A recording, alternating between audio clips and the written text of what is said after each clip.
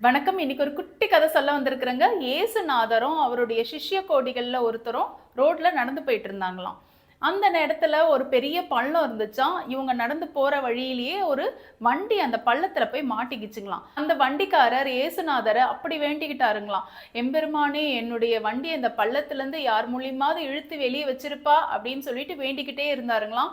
இதை கவனிச்ச இயேசுநாதர் கவனிக்காதபடியே நடந்து போயிட்டே இருந்தாருங்களாம். இயேசுநாதர் அந்த வண்டிக்காரருக்கு உதவி செய்யாததை கவனிச்சிட்டாராம் சிஷ்ய கோடி. சரின்னு 2 பேரும் கொஞ்சம் தொலைவு நடந்து போயிட்டே இருந்தாங்களாம். அந்த இடத்துலயும் ஒரு பெரும் பள்ளத்துல இதே மாதிரி ஒரு வண்டி உள்ள மாட்டிக்கிச்சுங்களாம். அந்த வண்டிக்காரர் இயேசுநாதர் கிட்ட வேண்டிக்கிட்டாருங்களாம், எப்படியாவது இந்த பள்ளத்துல இருந்து என்னோட வண்டி வெளியே வரணும், நீங்க தான் எனக்கு அருள் புரியணும்ட்டு. இயேசுநாதரும் அவருடைய சிஷ்யரும் இந்த வண்டியை அந்த பள்ளத்துல இருந்து எடுக்க உதவி செஞ்சாங்களாம். வண்டியை பள்ளத்துல இருந்து எடுத்து அந்த வண்டிக்காரர்கிட்ட ஒப்படைச்ச உடனே இயேசுநாதரும் அவருடைய சிஷ்யரும் கொஞ்சம் தொலைவு போயிட்டே இருந்தாங்களாம். இயேசுநாதருடைய சிஷ்யர் இயேசுநாதரை பார்த்து ஒரு கேள்வி கேட்டாருங்களாம். எம்பெருமானே, எனக்கு பெரிய சந்தேகம்.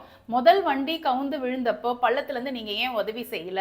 அந்த வண்டிக்காரர் உங்களை இவரை விட ஜாஸ்தி வேண்டினார் இல்லையா? நீங்க பார்க்காம வந்துட்டீங்க. 2வது வண்டிக்காரருக்கு மட்டும் ஏன் உதவி செஞ்சு அந்த பள்ளத்துல இருந்து வண்டி எடுத்தீங்கன்னு கேட்டாருங்களாம்.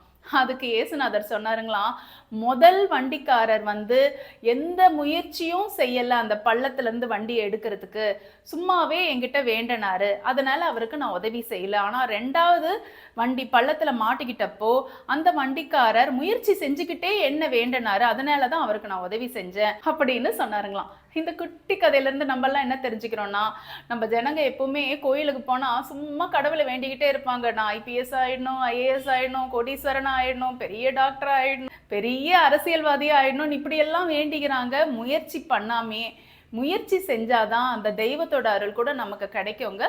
இந்த குட்டி கதை உங்க எல்லாருக்கும் பிடிச்சிருக்கும்னு நினைக்கிறேன். அடுத்த குட்டி கதையில உங்களை சந்திக்கிறேன். நன்றி, வணக்கம்.